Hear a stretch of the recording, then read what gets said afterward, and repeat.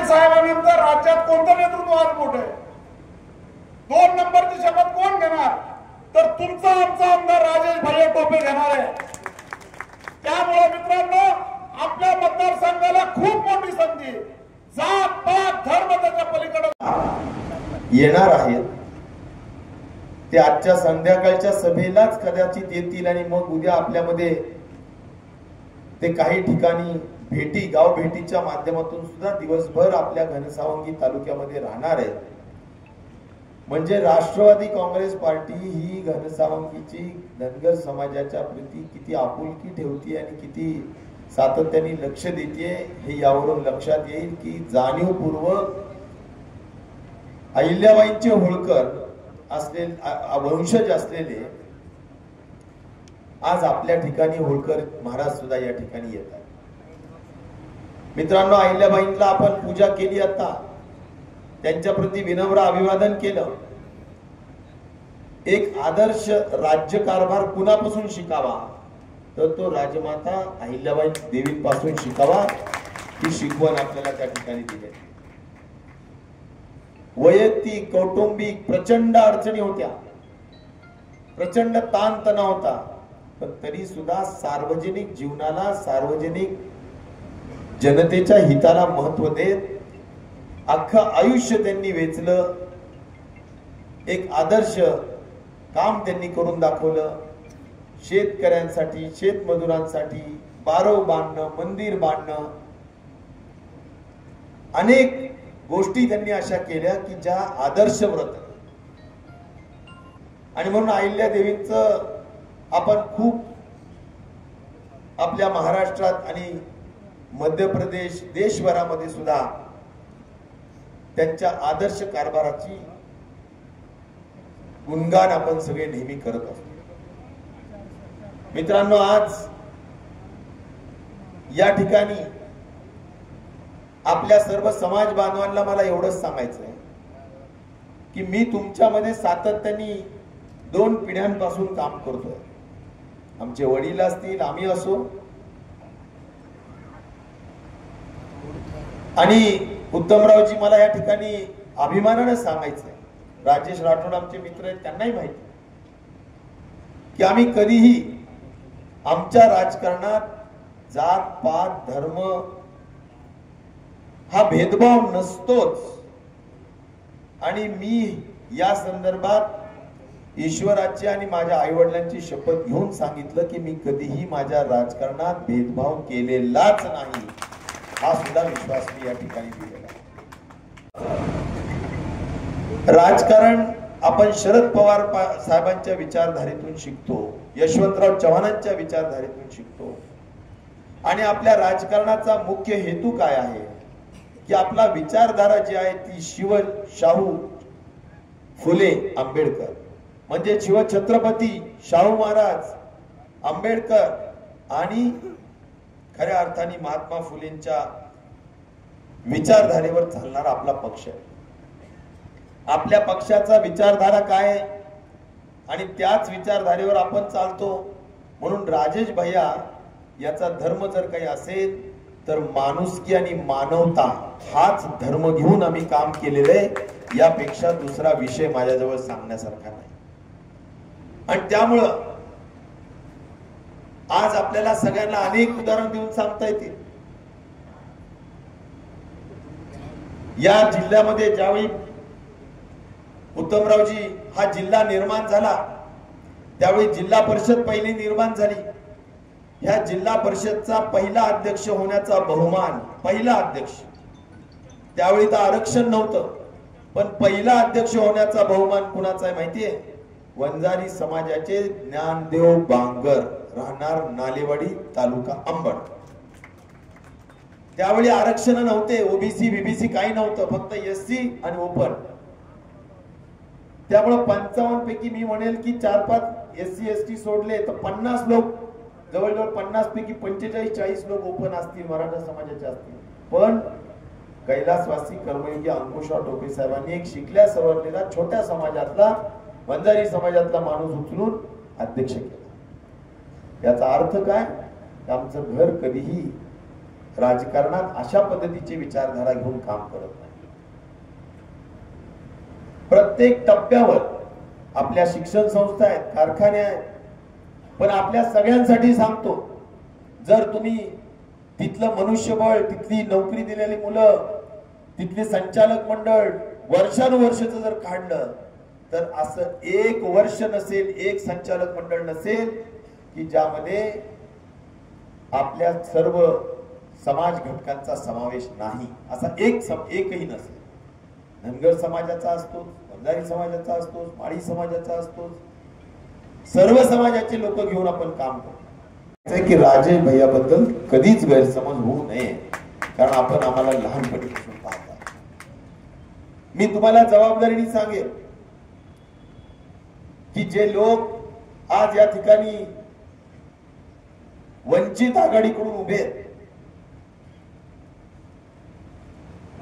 जे लोक आपल्याला म्हणतात की काहीतरी मुद्दाम राजेश भैया असं करतात तसं करतात, त्यांना कधीतरी तुमच्या गावात आणि तुमच्या जवळ आल्यावर विचारायचं की बाबा, तुझा सख्खा भाऊ बापूराव खटके हे ओपन मध्ये, कंप्लीट ओपन मध्ये पंचायत समितीमध्ये मागच्याच टर्मला, इकडं तिकडं नाही, आत्ताच ज्यावेळी आपली पंचायत समिती संपली त्या टर्मलाच 23लाच बापूराव खटके हे ओपन मध्ये अंबड तालुक्याचे काय होते, पंचायत समिती सभापती. ओपन मध्ये, की ज्यावेळी ओपन मध्ये खऱ्या अर्थाने तिथे कितीतरी मराठा समाजाचे आणि मुस्लिम बांधवांचे पंचायत समितीचे सदस्य होते. 16 पैकी 14 सदस्य हे राजेश भैयाचे होते, राष्ट्रवादीचे होते. 2-3 सदस्य फक्त वेगवेगळे होते. पण मी त्याच्यातून, मला सांगा, हे मंदिर त्यांनी बांधलं, मग पुढच्या पिढीनं पिढं लोकांना कळू नये की अहिल्याबाईंनी मंदिर बांधलंय म्हणून मी स्वतः त्या ठिकाणी अंबड आणि घनसावंगीचा एकत्र विधानसभा मतदारसंघ असताना मी स्वतः त्या ठिकाणी पूर्णाकृती पुतळा माझ्या स्वतःच्या स्वखर्चातून मत्स्योदरी देवीच्या प्रांगणात स्मारक रूपी उभारला. हे आपल्या दोन्ही तालुक्याच्या दृष्टिकोनातून एक अतिशय अभिमानाची आणि भूषणावह गोष्ट आहे. पिढ्यानपिढ्या आपण राहू नाही राहू, आपण किती वर्ष जगू माहित नाही, पण पुढे पिढ्यानपिढ्या हेच दर्शक राहील की अहिल्याबाईंचं स्मारक त्या ठिकाणी आम्ही उभारलं. तिथे झाल्यानंतर माझा मतदारसंघ घनसावंगी झाला. मी घनसावंगी मध्ये सुद्धा आज बराचसा समाज आमचा समाज बांधव आहे आणि मी स्वतःच अहिल्याबाई होळकरांच्या विचाराचा पाईक आहे, त्यांच्या विचारावर चालणारा एक सहकारी कार्यकर्ता आहे. म्हणून मला सांगितलं पाहिजे की घनसावंगी मध्ये सुद्धा एक मुख्य जो चौक आहे आमचा, जे आमच्या घनसावंगीचं नाक आहे ज्या ठिकाणी, त्या ठिकाणी सुद्धा आमचे नाईक आणि सर्व लोक आले. सगळ्यांनी एकत्र ठरवलं, समिती गठीत केली आणि मी माझ्या स्वतःच्याकडून पूर्णाकृती नाही तर अश्वरूढ पुतळा आपल्या अहिल्याबाई होळकरांचा घनसावंगीला केला. या ठिकाणी स्मारक झालंय घनसावंगीला. हे सगळं अगोदर पासून झालेलं आहे आणि त्यामुळे मला सांगायचा मुद्दा असा आहे की आपण सगळ्यांना घेऊन, अहो मी उत्तमरावजी आलेत, एका मिनिटात आलेत, सगळेजण आलेत आणि आपल्या तालुक्याचा प्रतिनिधी म्हणून मला आपण आमदार केलं, पवार साहेबांनी आरोग्यमंत्री केल्यानंतर राज्याच्या कोरोनामध्ये मी काम केलं आणि तो कोरोना ज्याच्यामध्ये मी अख्ख्या महाराष्ट्रात पायाला भिंगरी लावून फिरलो, त्यावेळी आपण कधी काही विचारतो कुणाची जात पात धर्म? अहो माणुसकी आणि मानवता हाच धर्म घेऊन आपण सगळ्यांना डॉक्टर दिले. मित्रांनो, सर्वांना विनंती, जरा खाली बसा. इकडं भैयासाहेब पवार साहेबाला सोडवलं जात आहे, सर्वांनी खाली बसा. उत्तम काकाचं मार्गदर्शन आपल्याला ऐकायचंय. आज या पाठीमागच्याला सगळ्याला विनंती आहे की आपण सगळ्यांनी खुर्च्यावर येऊन बसायचं आहे. आदरणीय साहेबांनी हेरलेला युवा चेहरा जो सातत्यानं विकासाची समृद्धीची भाषा करतो, हे असं नेतृत्व सन्माननीय भूषणसिंहजी समाजाच्या कल्याणासाठी जाता आलं पाहिजे. या ठिकाणी एक नाव घ्यायचं राहिलं, बाळासाहेबजी पांढरे साहेब सरपंच आमचे. तर मित्रांनो, मराठवाडा आज जातीभेदानं धगधगतोय. आणि अशा या परिस्थितीमध्ये मग आपण काय कोणती भूमिका घेतली पाहिजे हे आपल्याला समजलं पाहिजे. आपण कोणत्या बाजूला समाजाने गेलं पाहिजे याचाही निर्णय आपल्याला करता आला पाहिजे. धनगर समाज हा प्रचंड मागास समाज आहे आणि त्यातल्या त्यात आम्ही थोडं बागायत भागातले जे धनगर आहे, पाण्याचा भाग आहे, त्याही पेक्षा वाईट अवस्था आमच्या या मराठवाड्यातल्या धनगर समाजाची आहे.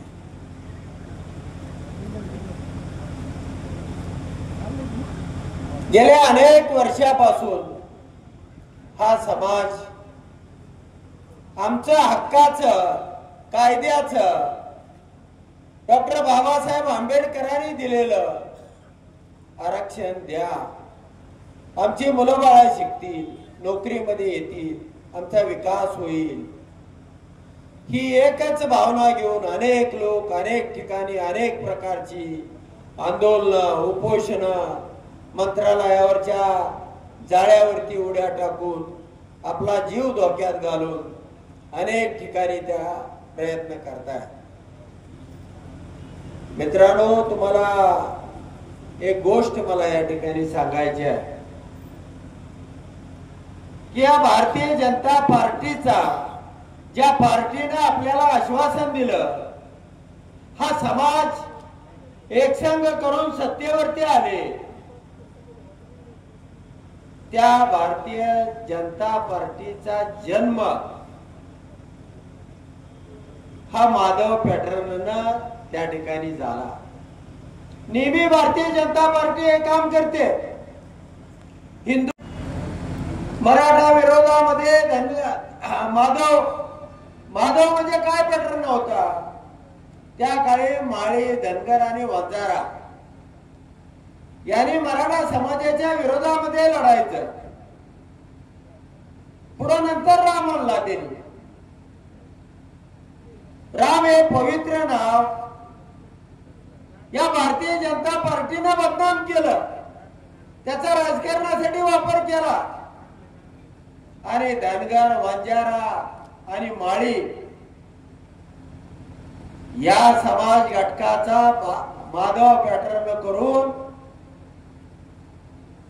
ही भारतीय जनता पार्टी 2014ला सत्तेवरती आली आणि येताना तुम्हाला पहिल्या कॅबिनेट मध्ये आरक्षण देतो,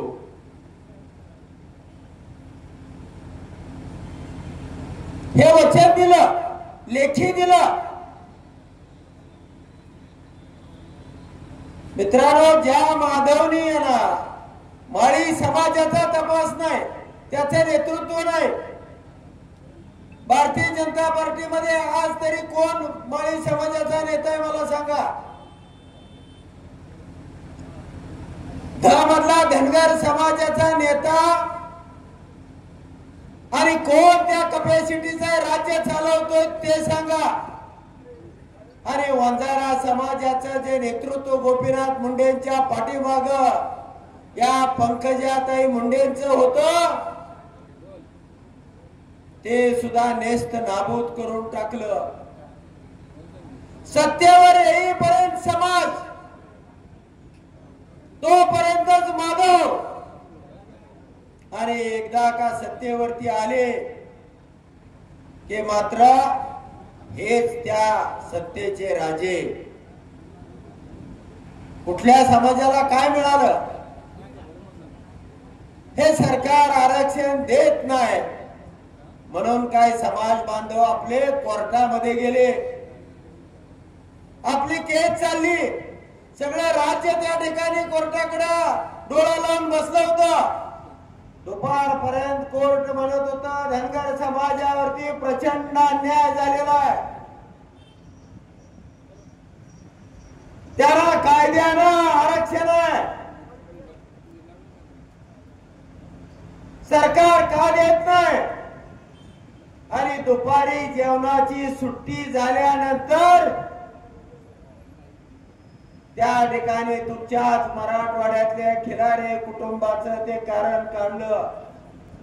ज्याने अफिडेव्हिट दिलं होतं, ज्याने लेखी दिलं होतं की आम्ही धनगर नसून धनगरच आहे, या राज्यामध्ये कुठलाही धनगर नाही. परंतु मित्रांनो, कोर्ट उलट बोलायला लागलं. जसं राज्य निवडणूक आयोगानं ती पिपारी आणि तुतारी हे फसवणुकीचं सरकार आहे, तसं त्यांनी त्या ठिकाणी आपली फसवणूक केली.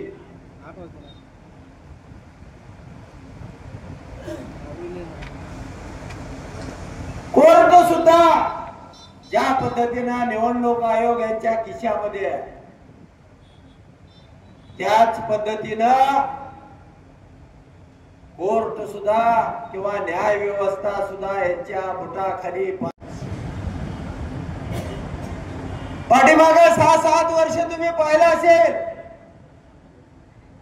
एक तर पक्षात भारतीय जनता पार्टीमध्ये आला की तो स्वच्छ झाला, नसेल तर जेलमध्ये जा.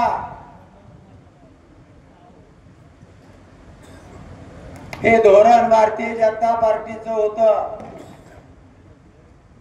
म्हणजे इथली न्याय व्यवस्था, इथला निवडणूक आयोग, इथं पिपाणी रद्द केलं राज्य निवडणूक आयोगानं, आणि केंद्रीय निवडणूक आयोगानं महाराष्ट्रामध्ये त्याची गरज आहे, त्याशिवाय भाजप निवडून येणार नाही, ते मंजूर केलं. तुतारी आणि पिपाणी असल्याशिवाय आम्ही निवडूनच येणार नाही.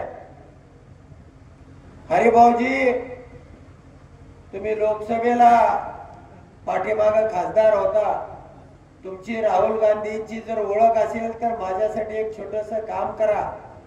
आता महाराष्ट्राच्या निकालानंतर केंद्रामध्ये सुद्धा आपलं सरकार येणार आहे.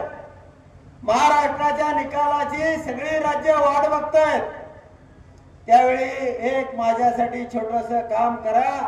केंद्रीय निवडणूक आयोगाला सांगून कमळाबरोबर एक गुलाबाचं फूल सुद्धा त्या निवडणुकीमध्ये निवडणूक चिन्ह म्हणून टाका. हे डिपॉझिट मध्ये उठलीच ना पाहिजे. अरे तुम्हाला निवडून येण्यासाठी फसवा फसवी करण्याची गरज काय? आणि पिपाणी चिन्ह या नसलं म्हणून काय निवडणुका बंद होतात? दुसरी 200 चिन्ह आहेत. जे चिन्ह समान आहे, जे नाव समान आहे. मित्रांनो, एक खासदार पाडला, दुसऱ्या खासदाराला 1 लाख मतं गेली, आणि मी ज्या मला मतदारसंघात येतो त्या ठिकाणी सुद्धा 57,000 मतं गेली. नाहीतर आम्ही 1,83,000 इतक्या मतांनी निवडून आलो असतो. हा प्रश्न कोणत्याही परिस्थितीमध्ये आपल्याला सोडवावाच लागेल. कुणीतरी त्यासाठी पुढाकार घ्यावा लागेल. काय 10 येतील, 12 येतील, 8 येतील, पण ती जीवाची असली पाहिजेत. एक तर सरकारच्या माग लागून उद्या हक्कानं नसेल तर न्याय व्यवस्था सुद्धा कशी चालवायची आणि कशी चालते हे या उत्तम जानकरला चांगलंच माहित आहे. माहिती आहे का नाही? आणि म्हणून मित्रांनो, तुम्हाला फार काय सांगत नाही.